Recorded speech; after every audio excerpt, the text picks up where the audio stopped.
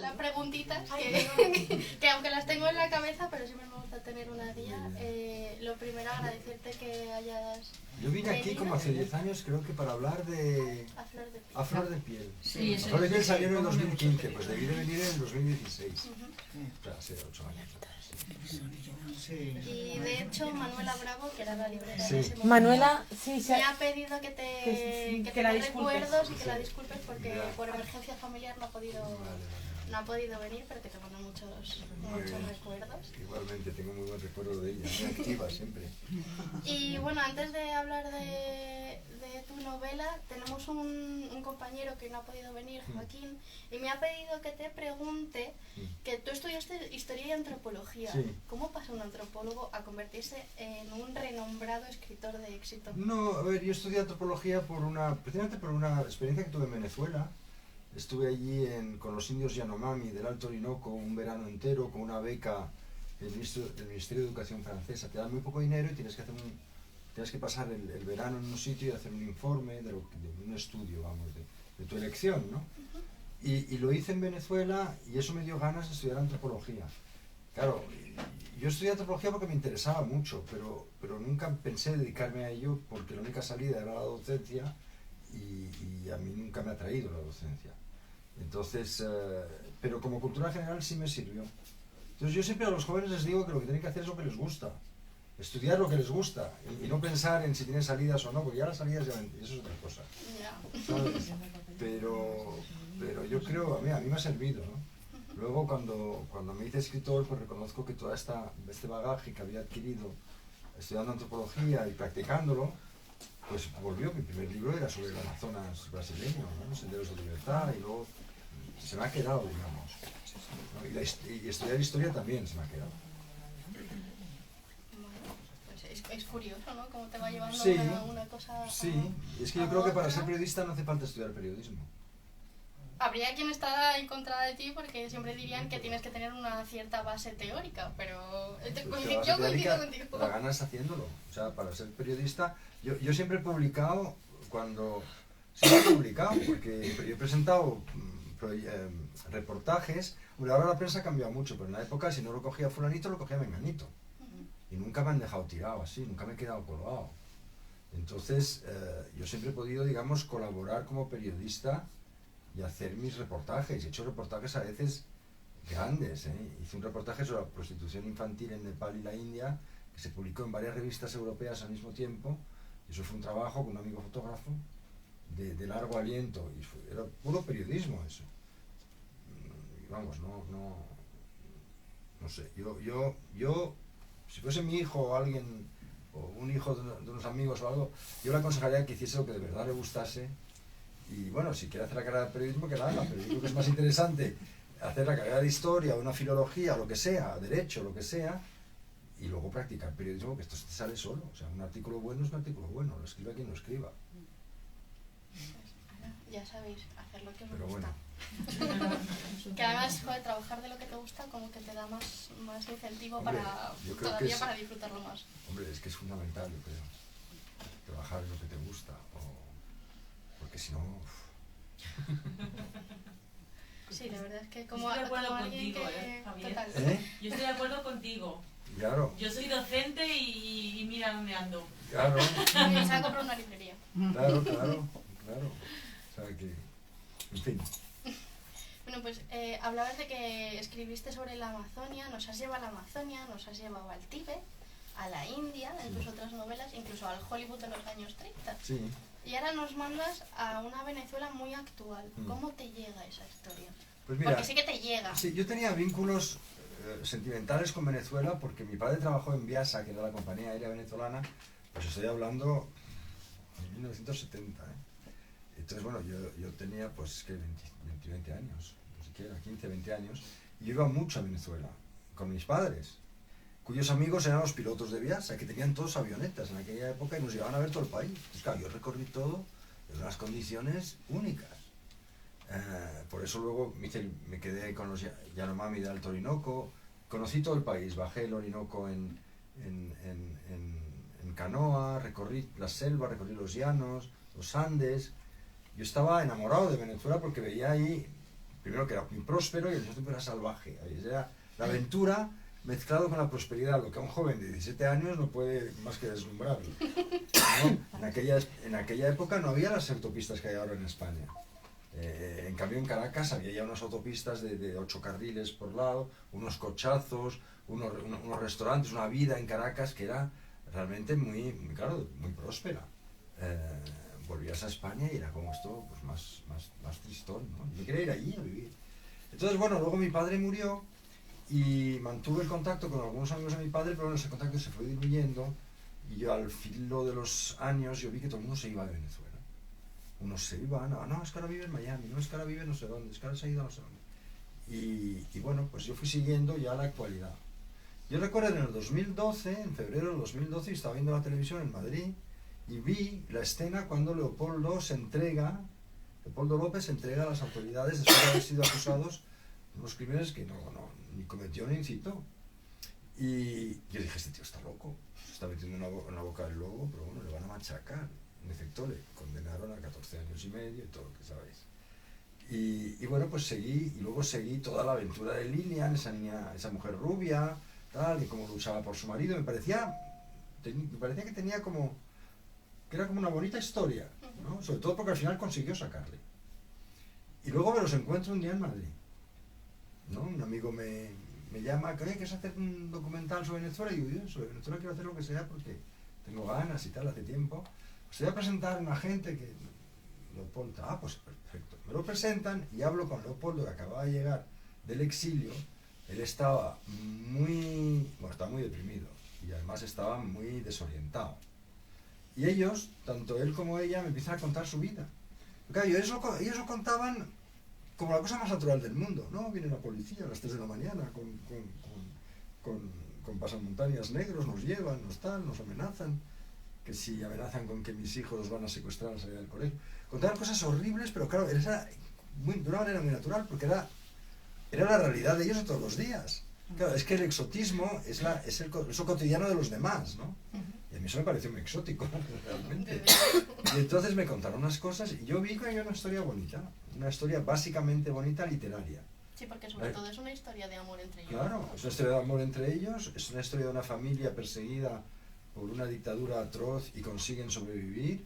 Es la historia de un tipo que no se rinde y que representa, en fondo, por esa postura moral que adopta, la conciencia de su país. Es la historia del país, y eran muchas cosas a la vez.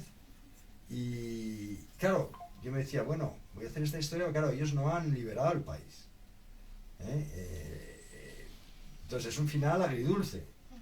El final bueno es que han sobrevivido, sí, porque muchos de nosotros no lo han contado. El final óptimo hubiera sido que hubieran conseguido, por supuesto, liberar el país. Pero ha sido un intento. Y yo creo que el intento ha sido bonito. Es la belleza del intento. ¿Os acordáis del viejo y el mar? Que está pescando, que necesita pescar, necesita un pez, y al final lo consigue y en el último segundo se le escapa de las manos.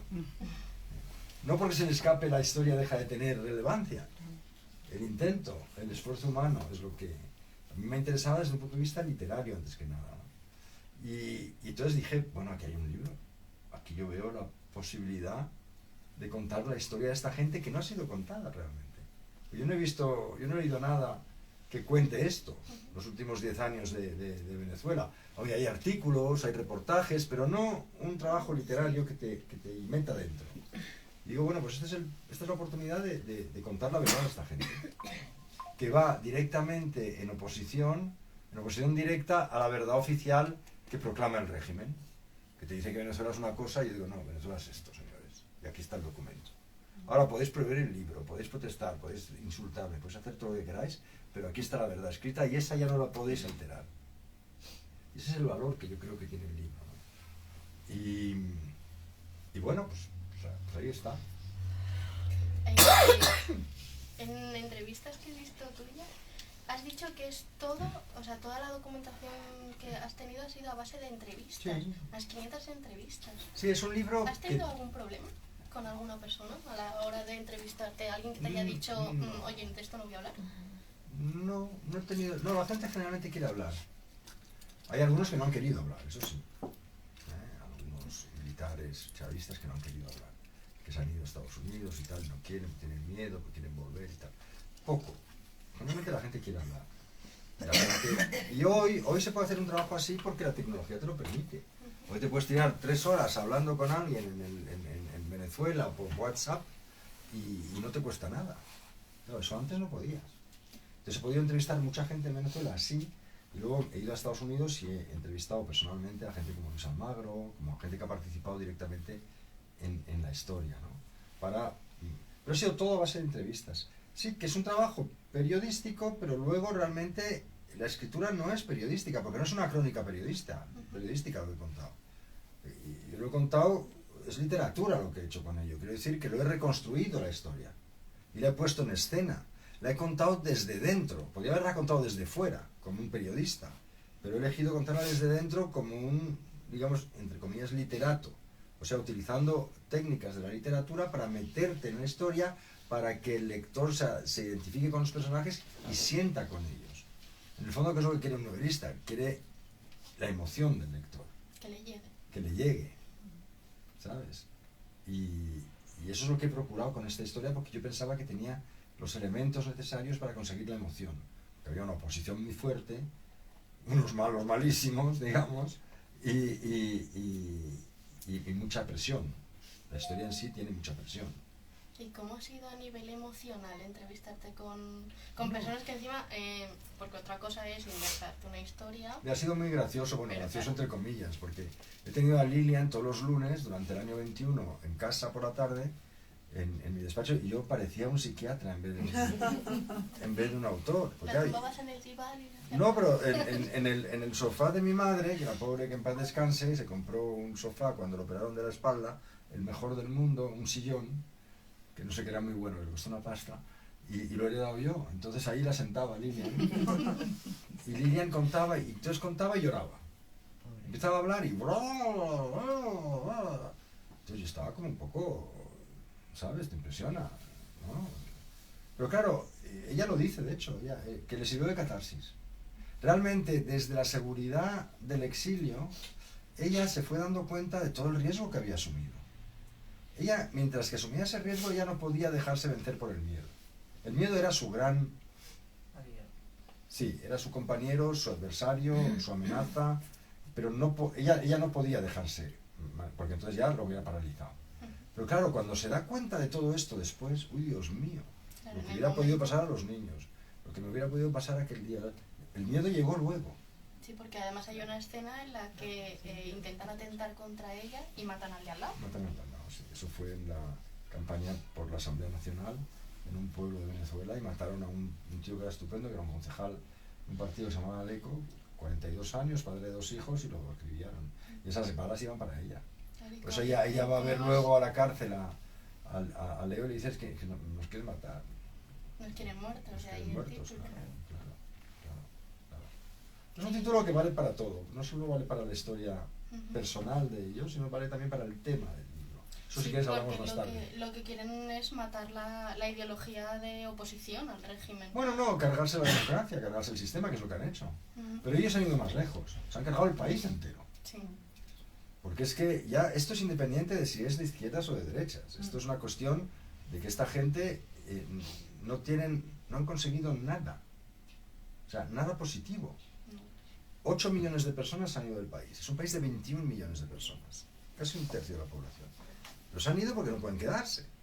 El otro día me contaba Leopoldo que estuvo en Costa Rica, se encuentra con una familia de venezolanos, el padre con los niños a hombros y tal. ¿Y dónde vais? A Canadá. A Canadá a pie. A pie desde Venezuela, no, desde Venezuela. Habían pasado la selva del Darién, cruzado Panamá, él se los encontró en Costa Rica. Dice, ¿y te merece la pena este viaje? Y el otro le contesta, más vale la incerteza de lo que me espera que la certeza de vivir ahí todos los días sin poder dar de comer a mi familia. Porque no podía. O sea, la gente cuando se va es porque está desesperada. Nadie se va. El exilio no es un viaje turístico, el exilio no es un viaje de elección. El exilio te lo impone la vida. Y se han exiliado 8 millones de venezolanos. Es que es muchísimo. Era el país más rico de Sudamérica, que lo han convertido en 20 años el más pobre. Las cifras de mortalidad infantil al nacer rivalizan con las de Haití, que es el país más pobre de Latinoamérica. Está todo destrozado. Pues no pueden ni producir petróleo porque se les ha oxidado la maquinaria y no lo han podido reparar. No me extraña. Importan petróleo de quién, de su aliado, el ayatollah Jamenei de Irán, ¿no? Es un régimen que se sostiene por la ayuda internacional de estas autocracias que hoy en día conforman una alianza que amenaza directamente a los países libres, amenaza a todos los que creemos en la democracia. Seamos de izquierdas, de derechas, de extrema izquierda o de extrema derecha, da igual. Todos los que creen en ese sistema están amenazados por esta alianza cuyo núcleo es esa unión tan fuerte que hay entre Rusia, China e Irán. Luego están los otros países que conforman esta alianza, como son Corea del Norte, Cuba, Bielorrusia y un montón más de países. De hecho, hoy 70% de la población mundial vive bajo regímenes autocráticos. A principios del siglo XXI, de ese siglo, era mitad-mitad. Quiere decir que han ganado terreno, Sí.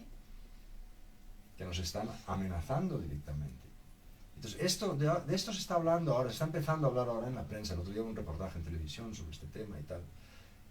Realmente, hoy la lucha no es entre una ideología y otra, sino entre los que creen en el sistema democrático, separación de poderes y todo lo que eso conlleva, y los que prefieren o creen en la autocracia. ¿De qué lado estás? ¿De qué lado estamos? Porque os aseguro que Putin, Xi Jinping y el ayatollah Jamenei, a todos nosotros, todos los que creemos en un sistema de libertades, nos quieren muertos también. Por eso el título decía que servía para algo más que para contar la historia de los protagonistas de la película, ¿no? Sirve para todo, porque toda esa gente nos quiere muertos a todos. Y dentro de ese panorama, dentro de esta, digamos, de este escenario mundial que hoy prevalece, es donde entra esta historia. ¿Por qué Venezuela es importante? No es importante en sí como Venezuela, que es un país marginal, es importante porque hace parte de esta alianza. Porque es una base rusa hoy en día, militar, porque los cubanos son los que se ocupan de toda la seguridad del país, porque los chinos son los que se ocupan del financiamiento, aunque ahora están ya retirándose. Y bueno, eso es Venezuela, ¿no? Sí, de hecho, en el prólogo, que lo tengo aquí apuntado, es verdad que hablas de la época de los 70, pero te quería preguntar, os lo voy a leer para que veáis a qué me refiero. Desde siempre en Venezuela la cárcel y el exilio habían sido moneda corriente entre los que se arriesgaban a luchar para construir un país moderno. Sus vidas eran una metáfora de lo que había sido Venezuela desde su independencia en 1811, un país sumido en un clima de guerra civil perpetuo, cuya historia política se caracterizó por la intranquilidad, la permanente vigilia y el desasosiego. En un lugar así, conmocionado, pobre, con una población mayoritariamente analfabeta, solo gobernaban caudillos militares y dictadores. Y Leopoldo López es producto de la lucha contra estos caudillos militares, porque su bisabuelo, ya con quien empieza el libro, Eudoro, era ya también alguien que conoció el exilio, conoció la cárcel por luchar contra el dictador Gómez, creo, en aquella época. Luego su abuelo materno fue fue ministro de Agricultura en el primer gobierno de la democracia después de Pérez Jiménez en el 56, que fue también una dictadura tremenda. Todo eso abrió de derechas en ese momento. Luego se abrió un periodo, que fue el periodo de la democracia, de 40 años, que fueron los más prósperos de la historia de Venezuela. Que Chávez, que otro caudillo llamado Chávez, en la tradición de Venezuela, de siempre, vino a romper. A jorobarlo todo. Claro, y ahí sale Leopoldo porque es producto también de eso, ¿no? De esa historia del país. ¿Has vuelto a Venezuela después de todo La última esto? vez que estuve fue en el 2013. ¿Y sigues opinando Fui a lo mismo presentar- que en ese prólogo? Fui a presentar El Imperio eres tú y ya el país estaba destrozado, pero vamos, nadie se imaginaba a los límites a los que llegaría ese destrozo. Yo fui justo antes de la muerte de Chávez y desde entonces no he vuelto. Ni ganas que tengo ahora. No me extraña. No me extraña. Que tengo una pregunta más como de espera. Es en relación con la portada del libro. Sí. La disculpa, ¿puedes apartar las flores? Porque Sí. no veo. Lo dejamos aquí. Justo hablando de flores, porque hemos encontrado, buscando las imágenes de tu bibliografía, nos hemos encontrado con otra portada, que no es esta. Ya, porque había un cambio de flor. Era la flor de mayo de la típica de Sí. Venezuela, la anterior, Sí, ¿verdad? la anterior. ¿Y por qué el cambio? Porque me pareció demasiado femenino. Ah, Sí. Me parecía que era demasiado... pero es no la sé. flor de Venezuela. Sí, pero ¿qué no sabes? Muy poca gente. Entonces, eso... Esta flor... Yo le he tenido que buscar, que conste. Sí, esta flor, primero a mí me parece más bonita y da esa cosa tropical, ¿no? Que quería dar. Y bueno, al final fue Leopoldo que dijo que el otro le parecía un poco femenino, y es verdad. O sea, que la portada la has hecho junto con Leopoldo. Sí, bueno, a ver, la portada la ha preparado la editorial, pero luego nos lo someten, ¿no? A pruebas, te preparan pues, algunas con varias flores y tal. Esa se coló en Amazon y se ha quedado como la portada Sí, original del es que libro, además lo hemos visto pero como luego primera la edición portada es esta. y nos portada llamó es la esta. atención. Digo, Sí, la verdad, este es el gavilán, que es lo bueno, cuento la Que historia sí. del gavilán en la cárcel con Leopoldo, que él quiso meterlo, y luego aquí se ve Ramo Verdes, este es el edificio de Ramo Verde, aquí estuve en esta cárcel, en la torre arriba, durante 4 años y medio encerrado. ¿Y cómo fue porque me imagino que el tema de las fotos te las proporcionarían Sí. ellos. ¿Cómo Y luego, es? lo que hemos hecho aquí, que es una novedad, porque yo no lo he visto todavía en ningún libro, es añadir al final, no sé si lo habéis visto, hay 2 páginas. Los códigos QR. Sí, los códigos QR, para que te llevan directamente con el móvil a la escena que estás leyendo, ¿no? Ya para bien mezclar la vida y la literatura, quiero decir, para que veas que lo que estoy contando no es tongo, ahí puedes realmente directamente comprobarlo con el QR con tu teléfono móvil. Además son bonitas esos vídeos, donde ves realmente, lo ves En vivo. casi en vivo, vivísimo, vamos. Me imagino que escucharles, para ellos habrá sido una catarsis, pero para ti muchas escenas habrán sido un horror absoluto. Sobre todo el tema de la cárcel, Sí, de cómo le tratan. Sí, ha sido duro, pero hay toda una literatura carcelaria a la que uno tiene acceso. Yo había leído los libros de Mandela y entonces de alguna manera estás preparado a eso. Y luego hay otra cosa, que es que no la han torturado físicamente. Es que hay cosas mucho peores que pasan en Venezuela. Es que es un libro suave, comparado con lo que podría haber sido, con lo que les pasan a otros. Los que no están protegidos por la autoridad que tenía Leopoldo, se les aplican las peores torturas. La electricidad en los genitales, la bañera, en fin, todo el catálogo de torturas, que además sorprendentemente son las mismas en todo el mundo. Bueno, O sea, hay una cosa que he descubierto dices que ahora... vienen de Cuba. Sí, bueno, a ver, de Cuba, en realidad es del estalinismo, que mejoró mucho el tema, pero bueno, también vienen de dictaduras de extrema derecha, ¿eh? En el Chile de Pinochet se torturaba a base de bien. O sea, que todo esto es como, hay una especie de tradición mundial, tanto de regímenes dictatoriales de izquierda como de derecha, que han refinado las técnicas de tortura, y curiosamente son las mismas en todo el mundo. Yo he estado en un congreso del World Liberty Congress, de esta organización que ha organizado, que ha montado Leopoldo, que es una asociación de prisioneros políticos del mundo entero. He hablado con gente que tenía las piernas destrozadas de las torturas en Camerún, en Chad, en Sudáfrica del apartheid, en Bielorrusia, y más o menos es lo mismo. Las técnicas y todo es más o menos lo mismo. Y en la historia de Leopoldo, por lo menos, a él no le han torturado físicamente.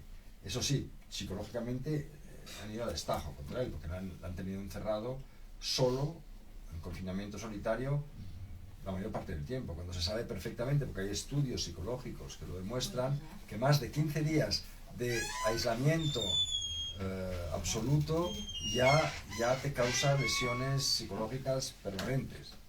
Imaginaos a Navalny. A ver, Navalny es el Leopoldo de Rusia. Sí. Y Leopoldo hubiera podido perfectamente acabar como Navalny. Navalny, cuando le envenenan, lo llevan luego a Alemania, le devuelven la salud y todo el mundo pensaba que se iba a quedar en Alemania haciendo oposición desde fuera. Estaba su mujer y su familia allí.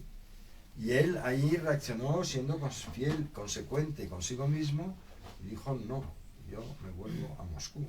Que también puedes pensar, es un loco. Sí. Bueno, de hecho... ¿Es un loco o es un héroe? ¿Cómo lo quieres ver? Un héroe un poco loco. Es alguien que representó la conciencia de Rusia. Sí, nosotros cuando leíamos el libro sí que porque muchas son mujeres, muchas son madres, y claro, decías, pero vamos a ver, que tienes a tu familia con otra hija en camino, claro, nos sorprendía, porque a lo mejor quizá aquí no lo concibamos, ese compromiso, esa pasión con Venezuela antes que con su familia. Bueno, ahí está lo que es interesante. Y digo, ¿y cómo Lilian accede ahí a está, todo eso? sí, ahí está lo que a mí me interesaba contar, que son todos estos conflictos familiares. Pero claro, él se entrega para ser fiel a su causa, para que el mundo se entere de lo que es realmente Venezuela, porque todavía entonces pensaba todo el mundo que era una democracia eso. Que se vivía muy bien. Sí, él se entrega para que salga la verdad y para poner al gobierno realmente en un aprieto, a ver qué hacen conmigo. Pero claro, ¿sus niños de 2 y 5 años son responsables del heroísmo del padre?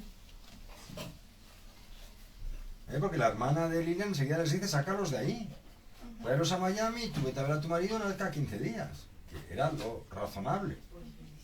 Ya no lo hace. No lo hace porque se siente parte del compromiso. Claro, ella cuando él le pidió matrimonio le dijo, te casas con Venezuela y luego yo es te que casas yo no te puedo engañar. Te casas conmigo, pero casarte conmigo es una bicoca. El menudo me lo arrastro yo, porque yo estoy casado con Venezuela. Y ella es cuando entiende, ya, yo entiendo que mi papel era el de amante, porque la esposa era Venezuela. Y lo acepté. Y ella también sigue fiel a eso. Y ella porque estaba enamorada de él y se queda. Se han quedado pensando en quedarse cerca de la cárcel para tenerlo más cerca. Entonces, eso es lo bonito también, que es que ella está dudando entre la seguridad de la familia o el amor que tiene por su marido y las ganas y la esperanza de recomponer su familia. Porque ella es una luchadora, ella se dice, yo quiero recuperar mi familia. Y él también, él dice, a mí Maduro no me va a decir los hijos que tengo, vamos a tener otro, como signo de rebelión. Y deciden tener, en lo más negro de su andadura, cuando no tenían ninguna esperanza de salir de ahí ni nada, deciden tener otro hijo. Arriesgadísimo. Arriesgadísimo. Complicado. Mucho. Sobre todo yo quería saber, eso no lo querían contar. Pero yo quería saber realmente todos los detalles, que había que poner de acuerdo los candados con la biología. No era nada fácil. Los permisos carcelarios y tal. Bueno, al final me lo contaron con pelos y... Porque hicimos una especie de trato. Yo os voy enseñando lo que hago para que vosotros no... O sea, han ido viendo el material. Sí, yo quería enseñar eso, yo quería tenerlos conmigo. Yo quería contar su historia. Para que sea todo como lo más fiel posible a lo que ha ocurrido. Y a cambio, lo que quiero es que me contéis todo. Pero todo es todo. ¿Qué cosas se han quedado en el tintero? Porque me imagino que habrás tenido que seleccionar... Poco. La escena cuando él le quiebran de verdad. Él no la quería contar ni la quería poner. Yo no entiendo eso. Es muy íntima. Cuando la segunda vez que le llevan a Ramo Verde, después de haberle liberado en casa por cárcel, ya se había acostumbrado otra vez a la vida un poco en familia y tal, la segunda vez ahí le quiebran. Ahí está quebrado. Y ahí él hace ese intento de suicidio. Con los cables. Con lo único que tiene a mano, que es el cable de la luz. Y lo va sacando. Pues decir, con esto me puedo colgar. Y bueno, va pasando el tiempo, no se da tiempo. Y al final se le va la idea, debes de pensarlo de otra manera. O quizá se te quita el cansancio, duermes una noche y tal. Y al día siguiente lo que hace es, lo convierte en un rosario, porque él es católico y es muy religioso. Cosa que es muy bonito, como escena literaria, pero no quería contarlo. Porque era un poco una confesión de que en un momento dado hubo una debilidad, ¿no? Que es vulnerable, que es vulnerable. Pero claro, él es humano, es vulnerable también, aunque es fiel y a sus ideas hasta el final, ¿no? Porque tú le dices, hoy volverías a hacer lo mismo, él te dice que sí, exactamente igual. En las mismas circunstancias, él se volvería a entregar. Él es consecuente consigo mismo. Él es esas personas que hay muy pocas en la historia, pero son los que hacen avanzar la historia a grandes pasos, ¿eh? Hay otro en Latinoamérica, que es Monseñor Rolando Álvarez. No sé si habéis oído hablar de él, es el obispo de Managua. El obispo de Managua se enfrentó directamente a esta terrible pareja de dictadoras que son Daniel Ortega y Rosario Murillo, ¿no? Son esperpénticos, pero terribles. Y consiguieron llenar un avión con la mayoría de los opositores del país y largarlos a Estados Unidos. Y querían meter en ese avión a Monseñor Álvarez. Y él se negó. Dijo, yo soy el pastor de mi pueblo y un pastor no abandona su rebaño. Además soy nicaragüense y aquí no me quitan, no me saca nadie. y se quedó. ¿Qué hicieron? Le montaron un juicio de estos amañados, le condenaron a 26 años de cárcel, de los cuales pasó 2 en la cárcel, y luego, porque intervino el Papa, consiguieron sacarle en contra de la voluntad de él. Porque claro, la historia, y lo que hace original esta historia, es que esta gente no está en la cárcel porque les han metido en la cárcel, es que están en la cárcel por decisión propia. Entonces claro, la experiencia es completamente distinta. No tiene nada que ver que te hayan metido en la cárcel porque eres un caco, o que tú elijas entrar en la cárcel por tu conciencia. Ahí cambia todo. La manera en que te tratan, la manera en que puedes luchar por tu dignidad, la manera en que te tratan. Pero bueno, está explicado en el libro con mucho detalle toda su vida y cómo aguanta. Me encantaría que lo estuviera aquí para explicarlo, lo explica muy bien. Sobre todo el apoyo que recibe de gente que no te esperas. Sí, eso también, pero sobre todo lo que te das cuenta es que en la vida todo es el control mental, es todo como lo veas. Realmente, no es lo que te pase, es cómo te lo... ¿Cómo te lo tomas tú? Si no, no aguantas nada. Él ha aguantado todo porque estaba en lo cierto. Estoy donde tengo que estar, me dijo. Entonces, dice, yo he sido hasta feliz en la cárcel. Fíjate lo que me ha dicho. Feliz, hombre, entre comillas. Sí, claro.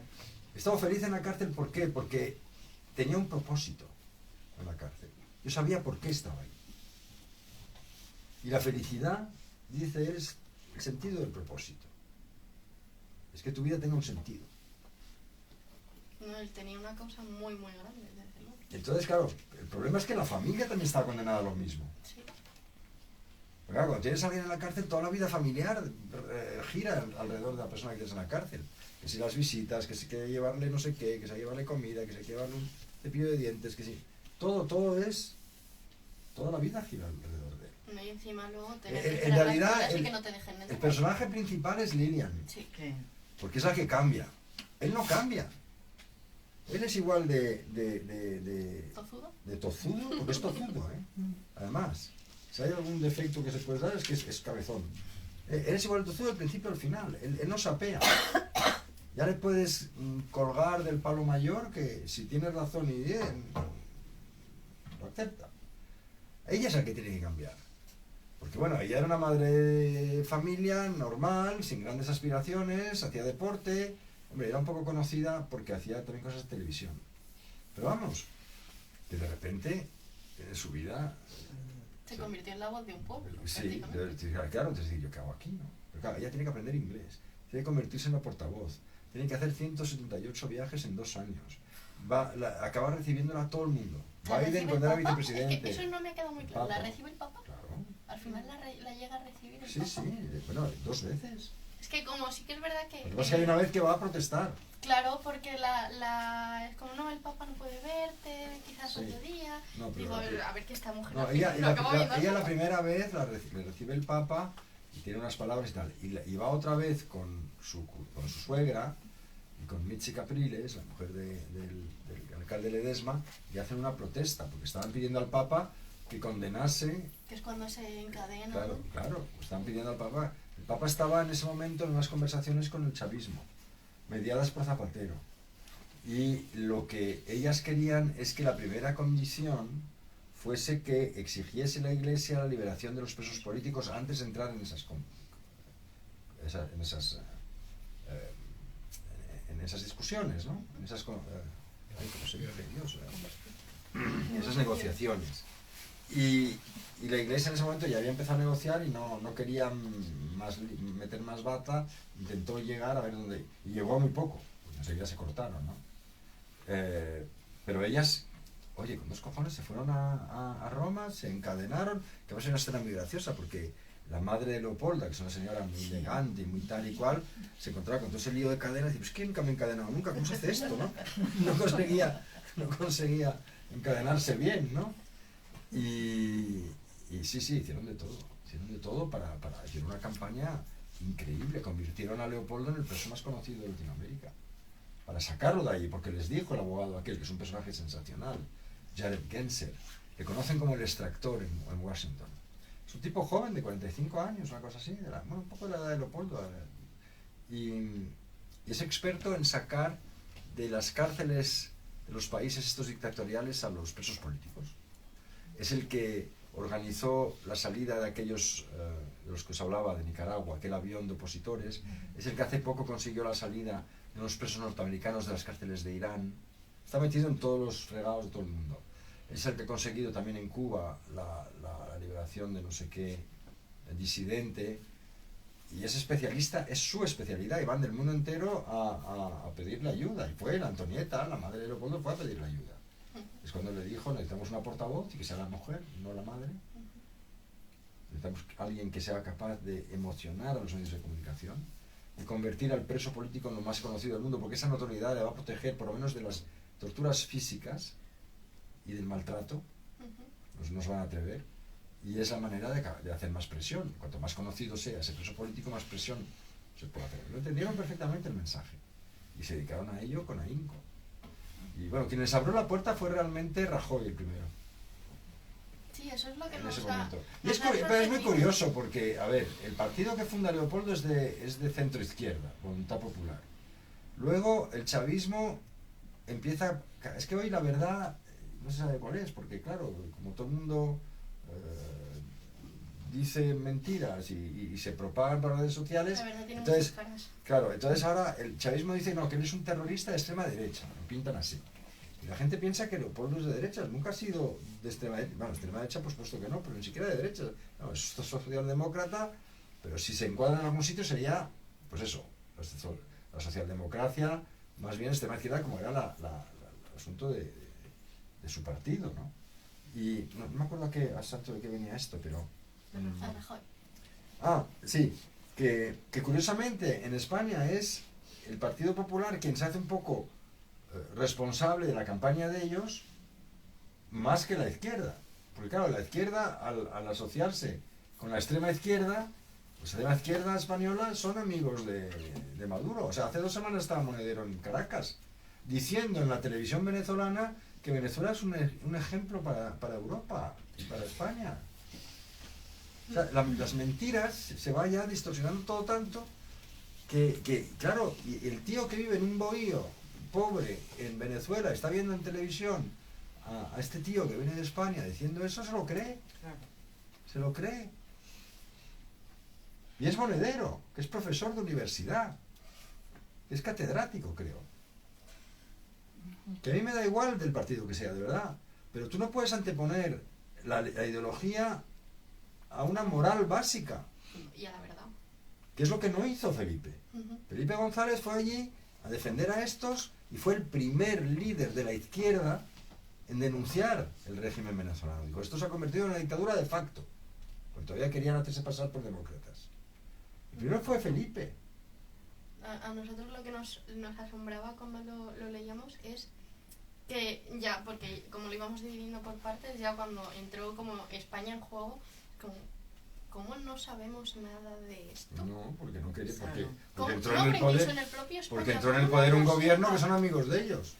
Claro, pero me refiero cuando Las estaba maletas Rajoy, de Delsis, es que están en el... cuando estaba Rajoy en el poder, ¿cómo no nos llega que se reúne con Lilian? Llegó, salió en la prensa. Lo que pasa es que en ese momento pues no te fijas y tal. Claro. Pero es Rajoy el primero en recibirla. Bueno, de ahí lo cuento, porque Sí. con esos son el trabajo de diplomáticos, de amigos de la familia, de Gonzalo Fournier, este joven diplomático, de cómo consiguen... Es bonito, de hecho, ahí te das cuenta de lo que es la diplomacia en activo, ¿no? Lo que puedes conseguir, ¿no? Cómo consiguen convencer a... Oye, al final es Rajoy que se impone. Sí, Margallo no que quería. yo la quiero recibir y la voy a recibir. Margallo no quería. Solo nos va a traer problemas, decía. Tenemos un montón de intereses en Venezuela, hay 100.000 españoles que viven en Venezuela, están todas nuestras empresas en Venezuela. ¿Qué coño vamos a recibir a la mujer del opositor que está perseguido por el régimen? ¿Somos tontos o qué? No tenemos nada que ganar en esta movida. Tenía razón. Pero ahí va Rajoy y dice, ¿qué coño? Pues él mismo ha hablado, él, muy deslenguado. ¿Qué coño? Este hijo de puta que no deja de insultarme cada vez que sale en televisión, ahora se lo voy a devolver.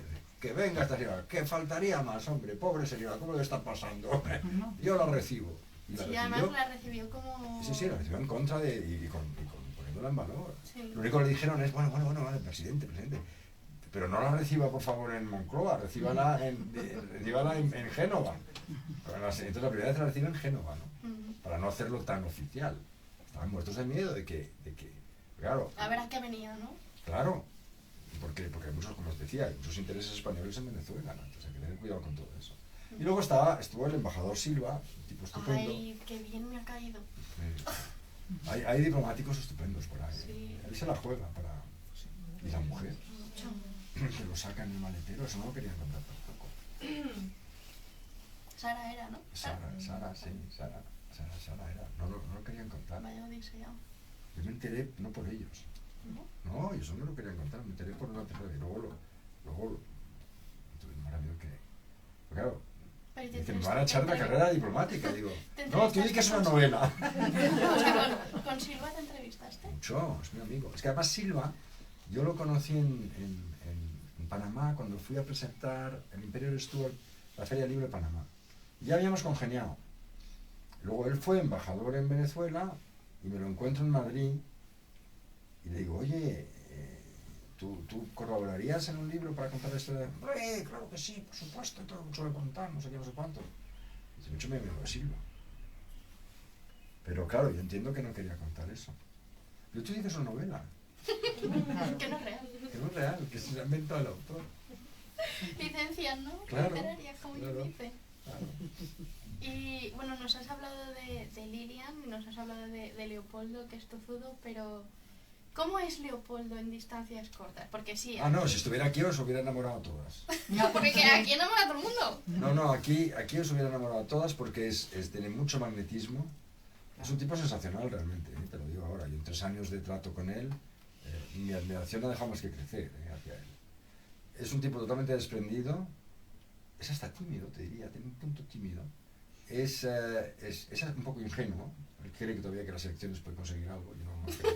Bueno, yo la esperanza del último día.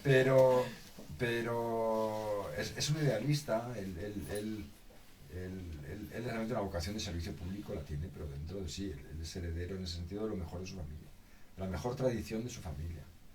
Y es un tipo totalmente desprendido y capaz de hacer lo que poca gente hace, capaz de hacer esos 10 pasos, esos últimos pasos, los que nadie quiere dar, lo que yo llamo los pasos del héroe, ¿no? Que nadie se quiere meter en esos tinglados. Él sí. Pues claro, Es totalmente desprendido, es totalmente sencillo, le encanta hablar con la gente, es un político nato. Pero es un político de raza, de estos de base. Él empezó con los estudiantes y todo su partido, todo su... Llegó a ser un líder. Lo que pasa es que ahora su capital político ha sido destrozado, claro. Líder huido, líder muerto. ¿Tienen la esperanza de volver a Sí, Venezuela? sí, ellos tienen la esperanza de volver. Yo creo que todos los venezolanos tienen la esperanza, bueno, casi todos, la esperanza de volver. Es que les han robado el país. Esa sensación tienen. Les han robado los recuerdos de infancia, les han robado lo que conocían, les han robado la querencia, les han robado todo. Nunca volverá a ser el país que fue antes del chavismo, pero yo espero que vuelva a ser un país normal, o normal entre comillas, algo más normal, no este desastre. Esperemos. Esperemos. Yo solo tengo una última pregunta, pero por si alguien quiere preguntarle algo antes de que yo termine, no sé si queréis hacerle alguna pregunta. Sí.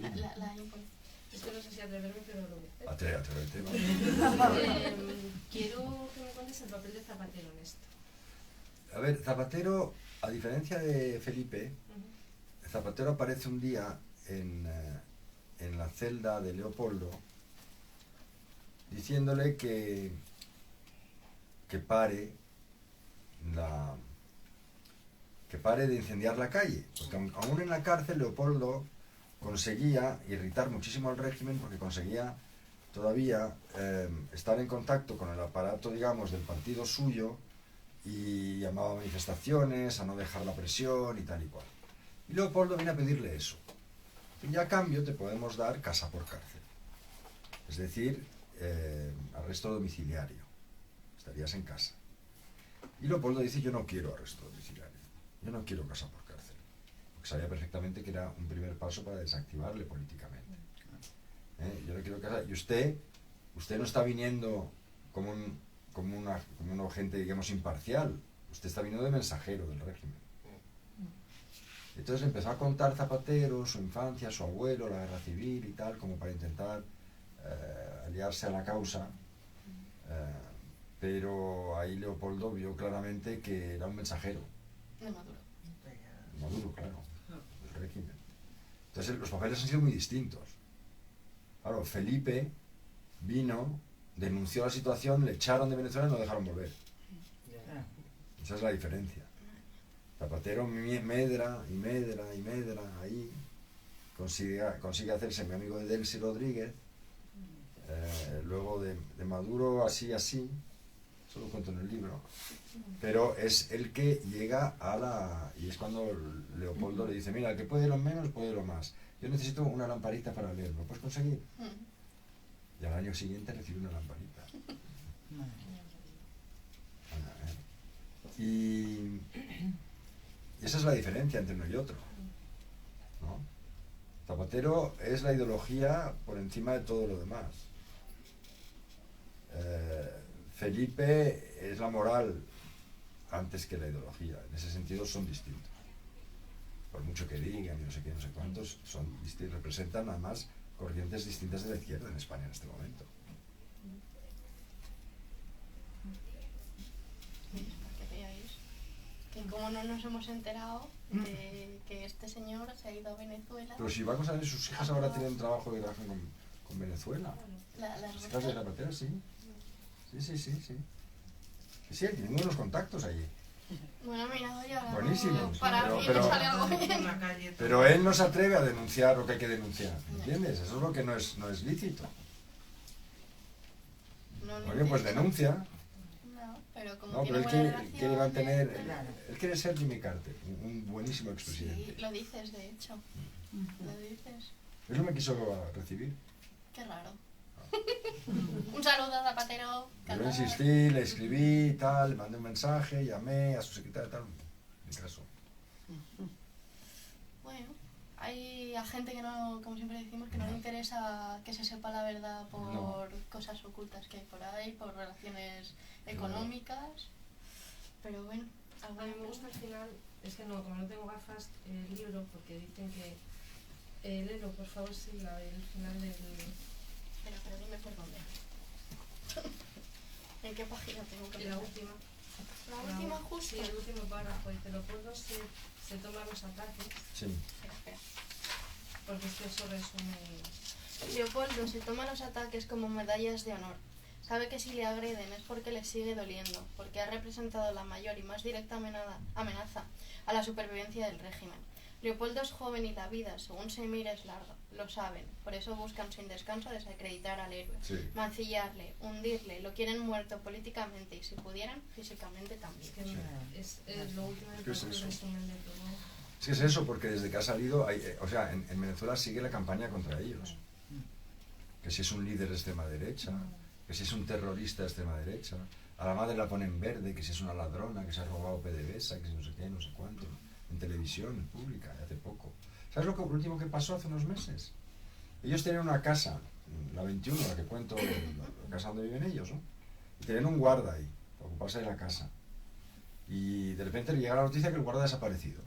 Y no se sabe nada del guarda, no se sabe nada. Y pasa una semana y no se sabe nada del guarda. Al cabo de 15 días aparece el guarda de nuevo. Entonces llaman al guarda para ver cómo está y tal, y el guarda dice, señores, yo sí, ya he vuelto, pero yo ya no trabajo para ustedes. ¿Y para quién trabajas? Para la señora vicepresidenta. Delcy Rodríguez se quedó por la casa. Qué baja. Claro. Me gustaría. Eso es Venezuela. Eso es Venezuela, no hay ley. ¿Y a ti te han dicho algo desde que se ha publicado? A mí se meten mucho conmigo, y la manera de meterse conmigo, que es bastante ingeniosa porque es la manera de desacreditar mi motivación y el libro, es decir que yo lo he hecho por encargo y me han pagado $250.000, además se mete una cifra, que las padres de Leopoldo me han pagado por escribir este libro. Entonces, esa es la mentira que los chavistas van constantemente, ¿no? Y la gente se lo cree. Yo he estado en Colombia hace poco, me ha entrevistado una periodista, bueno, entonces usted vino un día a la madre de Leopoldo a verle, ¿no? Para escribir un libro. Y dije, no vino ninguna madre a verme, yo no A trabajo mí por me llama encargo. un director de cine. Yo no trabajo por encargo, yo trabajo porque esta historia pensé que había que contarla.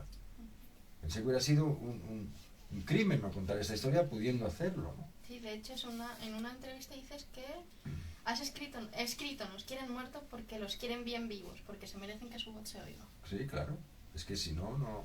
Es la voz de ellos, que es la voz también de los 8 millones que han tenido que ir y todos los que están sufriendo bajo la bota del chavismo en Venezuela. Es la voz de esa gente. Y yo creo que ese es, digamos, lo que decía, el valor testimonial, ¿no? Del libro, aparte del interés que va a tener la historia en sí, ¿no? Es un documento, y eso les jode a ellos mucho, porque claro, más se ven reflejados. Luego, en la oposición también están jodidos. El otro día estaba en Bogotá, en Sudamérica el libro está teniendo mucho éxito, claro, les pilla muy de cerca. Y todos los países de Sudamérica se parecen, y todos tienen un poco la misma historia, y que si el exilio, que si la represión, que si los asesinatos. Vinieron unas escritoras ecuatorianas al Hay Festival de Cartagena de Indias y me decían, es que a nosotros nos han matado a nuestro héroe. Claro, Villavicencio, que era el candidato joven a presidente de Ecuador, fue acribillado a balazos por los narcos justo antes de presentarse a las elecciones, ¿no? Entonces es muy común toda esta violencia. Entonces a ellos les pilla muy cerca, y no digamos ahora en Colombia, ¿no? Entonces en Colombia vino un tipo que se quedó al final, después de la presentación, que tenía como aspecto así, como bien vestido y tal, ¿vale? Me vino muy agresivo, ¿no? Porque usted ha sido muy parcial en este libro. A ver, ¿qué me dice usted parcial? No puede ser imparcial. O sea, no se puede hablar de equidistancia cuando estás contando una historia donde una parte no respeta las reglas del juego. Puede ser equidistante si las dos partes respetan las reglas del juego. Pero si una no es problema de equidistancia, es problema de que de un lado hay víctimas y del otro lado hay perpetradores de esas víctimas. Eso es Venezuela. Pero este era un tipo del partido de Capriles. Y como Capriles no aparece en muy buen... No. Pues es protestado. ¿Y a ti quién te ha dicho eso? ¿Y por qué cuentas eso? ¿Sabes? El tipo muy así. O sea que están... Claro, el libro jode porque se ven ahí retratados, ¿no? Y es el único documento donde se ven retratados, ¿no? Entonces, pues sí, están irritados. Y entonces no dicen nada porque saben que si se dicen mucho va a beneficiar al libro. Entonces procuran callarse, pero de vez en cuando no se les puede escapar una puya o cuando fue ayer por la mañana me llegan muchas cosas por las redes sociales, ¿no? Una señora que me dice que cómo me he atrevido, cómo se me ha ocurrido contar la historia de esta gente que les ha traicionado, que les ha olvidado, y está repitiendo el relato de los chavistas. El otro día me subo en un Uber aquí y era un venezolano que me dice, no, pero Pablo es un ladrón, todo el mundo sabe que es un ladrón. Y digo, ¿usted pero por qué dice eso? ¿Qué pruebas tiene usted? ¿Pero qué? Usted está repitiendo la propaganda de los chavistas sin siquiera darse cuenta. Y usted es un exiliado. A ver, Leopoldo se entregó por su país. ¿Usted qué ha hecho por su país, aparte de irse? Usted no ha hecho nada, entonces no puedo criticar a alguien que sí ha hecho algo. Por lo menos reconózcaselo. Ese gesto político de haberse entregado cuando en ese momento podía haberse largado perfectamente al exilio con sus niños, eso tiene un valor. Eso no se va a quitar nadie, ese gesto político.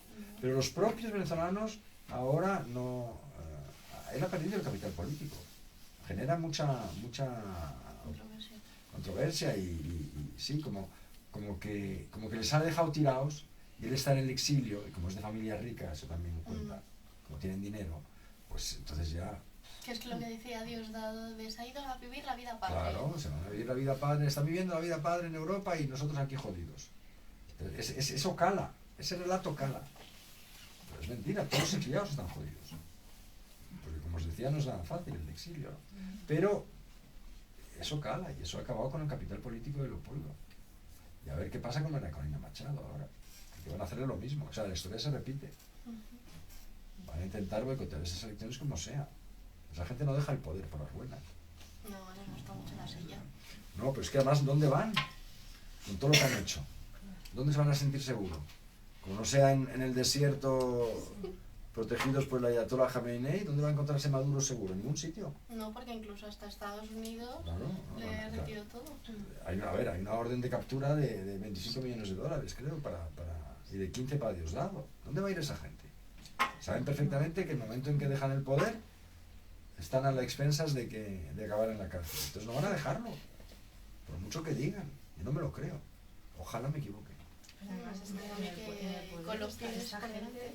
o sea, Maduro es una persona completamente inculta. Sí, totalmente. Es que, vamos, que quiero decir, pero que esté en el poder una persona sin unos conocimientos, ¿cómo puede dirigir un país? Me refiero. No, pero es que ninguno de los que tiene alrededor Ninguno, porque Chávez. Cuando- A base de miedo. son tremendos. El miedo. El miedo, claro, la represión. Es mucho más fácil, es bastante más fácil, eso me lo contó Luis Almagro, pagar un aparato de represión.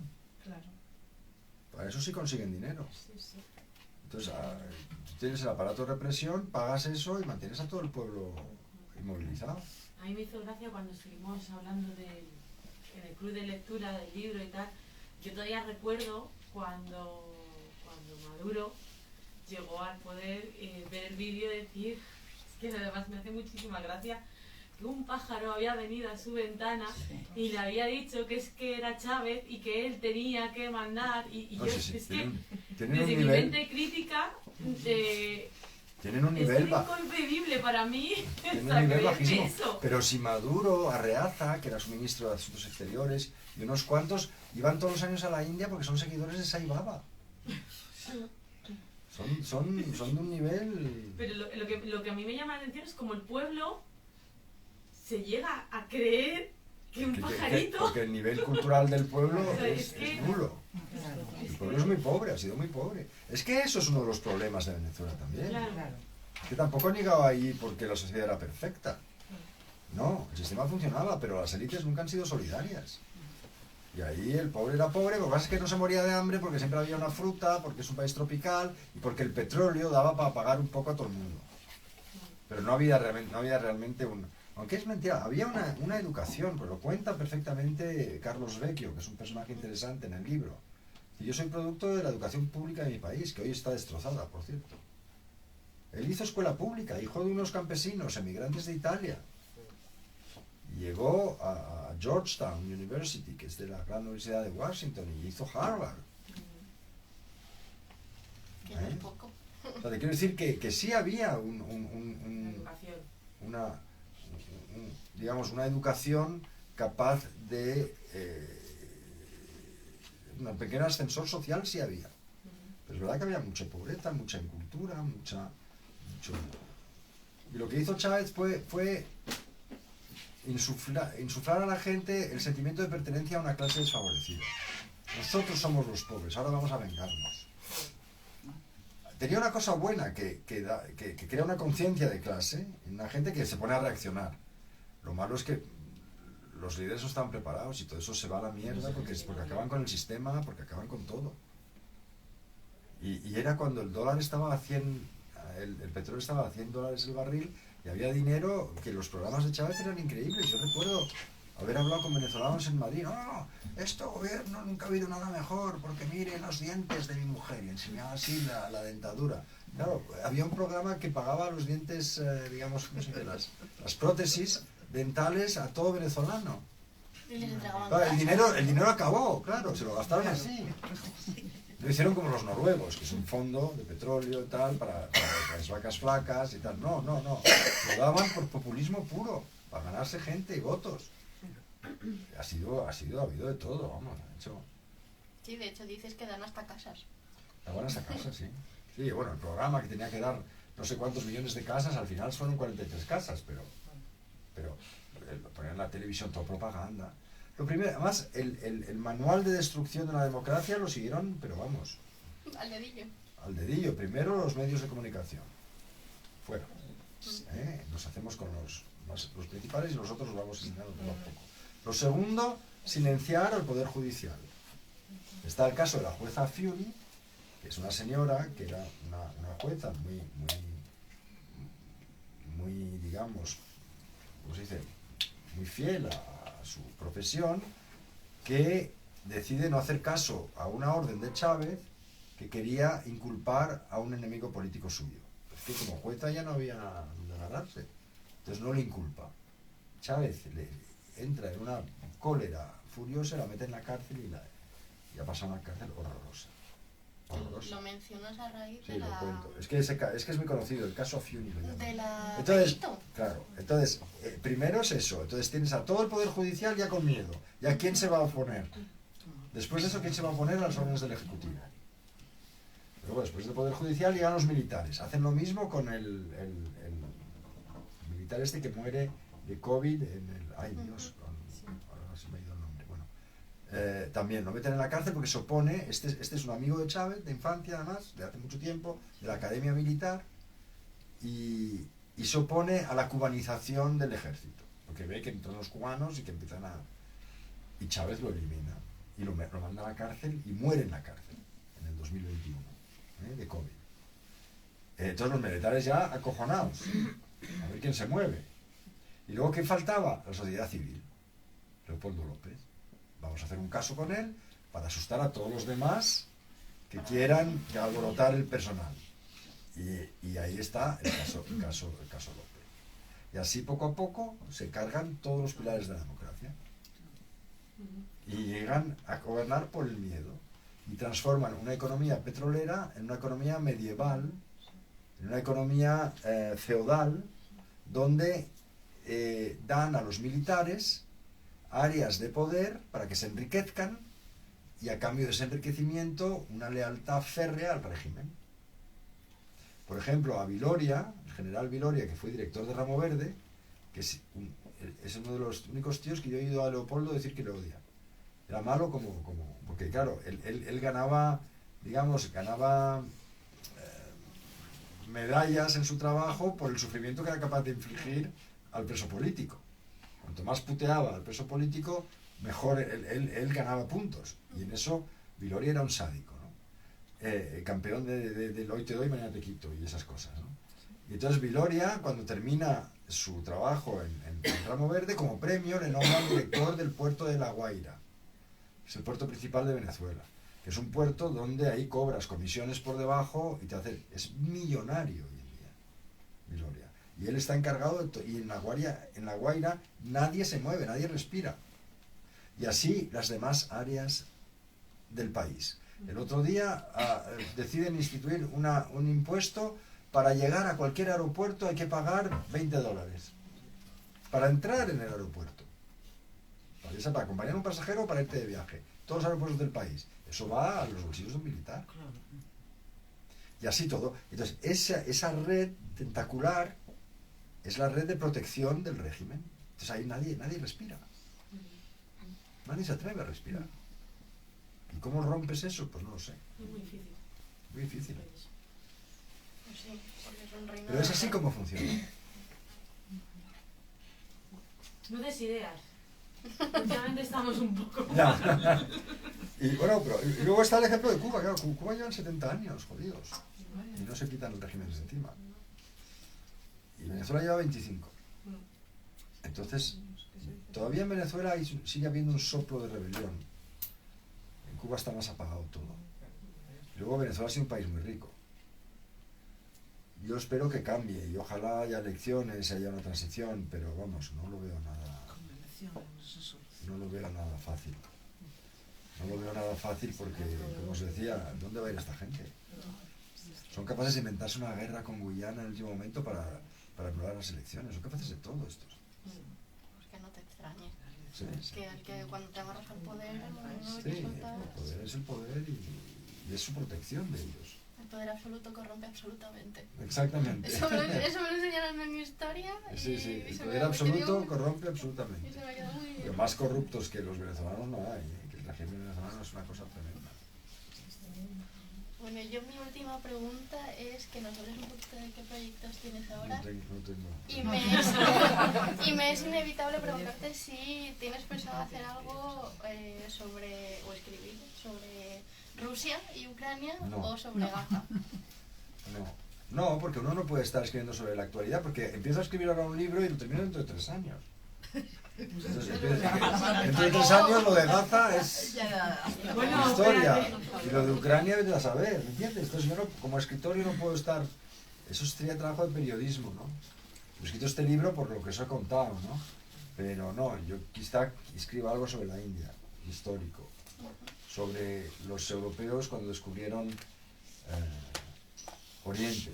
Pues claro, los españoles descubrieron América, que era poblado por sociedades que algunas no tenían ni siquiera el alfabeto.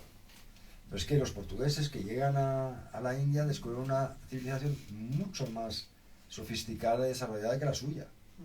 Es distinto. Era el país más rico del mundo, la India, en el siglo XVI. La primera potencia textil y de muchas otras cosas. 3 siglos después, los ingleses lo dejan también el país más pobre del mundo. Eso nos ha contado bastante. Bueno, pero esa es la colonización inglesa. Pero a mí lo que me gusta es ese choque, esa llegada de aquellos europeos a Goa que se enamoran de aquella cultura porque era mucho más permisiva, además. Los tíos de repente estaban en túnicas de estas, con un turbante, con 3 mujeres, fumando canutos así de grandes, y claro, hasta que llega San Francisco Javier con la Inquisición a poner orden, ¿no? Pero ese enamoramiento, ¿no? Eso me interesaría contar. Sobre todo el contraste. No sé muy bien cómo, pero vamos, algo por ahí.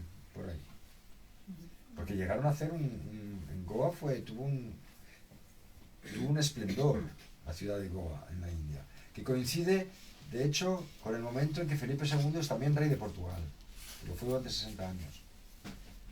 Y entonces, por ejemplo, el hospital de los jesuitas de Goa iba de todo el mundo, de toda Asia, venían de China a curarse allí. Había una biblioteca sensacional en el convento de Santa Mónica en Goa. Se hicieron catedrales, se hicieron iglesias, se hicieron hospitales, hubo una civilización ahí, y eso no está contado. Eso me apetecería contarlo. Pero vamos, no sé. Cada vez, no sé, porque ya lo de los libros no es como antes. Ya no se venden tanto como antes, no funciona como antes, entonces ya también. Bueno, en el momento en que Yo no ya sé de viejo ya también. nos adelantamos y para cuando lo tengas, aquí te esperamos para que Pero bueno, también, nos traslades como de se nuevo me a la cruza India. otra historia entre medias, a lo mejor hago otra cosa, no lo sé.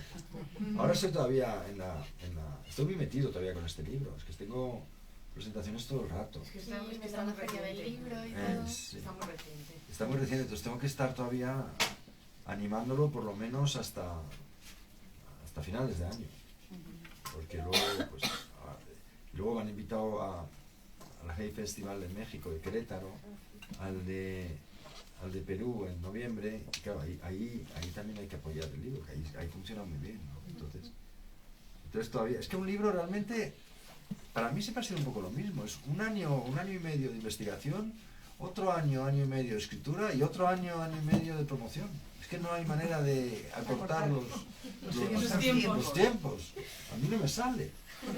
Bueno, eso quiere decir que funciona. Oh, no, claro, no, eso está muy bien. Pues ya está. Pero vamos, que... Tenía una pregunta. Desde que le surge la oportunidad de empezar a escribir esta historia hasta el día de hoy, ¿has sentido en algún momento miedo o temor al final por el régimen? No. Porque al final está contando verdades que van Sí, totalmente- pero vamos, no. Mi mujer más. Claro. Sí, dice a ver si los chavistas mandan aquí a alguien... Pero no, tampoco. Al final está protegido, ¿no? Por el Estado español. Yo soy español, vivo aquí, yo no creo que hagan nada. Y tampoco el libro es un exitazo tan grande que digas, sabes, que todo el mundo esté hablando del libro. Que entonces a lo mejor sí. Claro, claro. Sí. Entonces ellos lo que quieren es que la cosa pase lo más desapercibida posible. Eso es lo que quieren. ¿Tenéis alguna preguntita más? No, yo creo que ya. A mí me ha parecido curioso porque era como leer un documental novelado. Sí. ¿Sabes? Es que es un género era que no, curioso. aquí es un género que no se hace aquí. No, pero es que nunca había leído algo así. Sí. ¿Sabes? Y entonces, claro, cosas que sí, que yo que conozco de las noticias, porque yo soy muy de ver las noticias además Yo. en varios sitios distintos, Sí, yo para también. luego yo sacar mis conclusiones. ¿Sabes? Y claro, sí había cosas que yo me enteraba por las noticias y demás, pero ha habido otras que no han llegado. No. Que no han llegado. No, es que cosas, no, Eso es no muy todo triste. llega. No todo interesa que llegue. Claro, no todo interesa que llegue. Y No me ha todo gustado. llega, pero es verdad, es un género que no se suele hacer en No, España. pero es Pero- curioso. Pero es curioso, Sí, sí. porque no es periodismo. Si cuando yo entregué el manuscrito a la editorial, les gustó mucho, pero me dijeron, no sabemos dónde meterlo. Eso Porque me pasa a mí. no es ficción como una ficción normal, no es un ensayo, No. no es una crónica periodística. ¿Qué coño es? Me decían. Yo creo que es una novela de no ficción, por llamarlo de alguna manera. Claro, sí, así es como lo he catalogado yo, novela de no ficción. Novela de no ficción. Mm. Es un poco lo que hacía Truman Capote con aquel libro La sangre fría. A sangre fría, que desmenuza un asesinato. De hecho, Todo es fue- verdad lo que cuenta, pero lo pone en escena. De hecho, fue considerado la primera novela de no ficción Sí. en Estados Unidos. Y bueno, lo que hacía también mi tío Dominique con Larry Collins, aquellos libros de históricos como Ars de París o Jerusalén, La Libertad, Esta noche la libertad, que cuenta Esta noche la libertad cuenta la independencia de la India, pero pone en escena, hay escenas entre Gandhi y Lord Mountbatten, hablan, discuten, tal. Está basado en mucha documentación, pero también está puesto en escena. De hecho, tenemos un libro de él. Sí, ¿no? Sí, lo tiene en una de las cajas de libros Sí, es que tenemos libros de segunda mano de también. segunda claro. mano y Y- tenemos La ciudad de la alegría. La ciudad de la alegría fue un gran éxito también. Sí. Fue un libro muy Muy bonito. buena. La ciudad de la alegría de Dominique. Entonces, claro, yo trabajé con ellos y a mí eso se me ha pegado. Y luego me gusta porque es una aproximación a la realidad distinta de lo que te dan las noticias. Y no es tampoco una historia literaria como que se puede escribir 10 años después. Es como... Puede ser una crónica, pero no es tampoco una crónica. Es que... Los americanos lo llaman novela de no ficción. Sí. Pero en realidad en la literatura es como un reflejo de la vida, todo cabe. Sí. Puedes mezclar géneros, puedes hacer lo que sea. Lo que tiene que ser el resultado es bueno. Y con cierta lógica, con cierta coherencia. Pero puedes experimentar con todo. Lo bueno de tu novela es que no hay spoilers, o sea, ya se sabe Sí. qué ocurre. Ya se sabe, sí, ya se sabe. Ya se sabe. Si no tenéis ninguna... Pues nada, Javier, muchísimas Pues muchas gracias por vuestra gracias por presencia aquí. Por vuestro interés. Gracias. Y te vamos a dejar con eso para que quien quiera que Vale. nos firme. A ver si ¿Queréis? puede ir. Te hemos, Ah, bueno. te hemos hecho un regalo. Oh, muchas gracias. Oh. Por eso preguntaba por lo de las flores.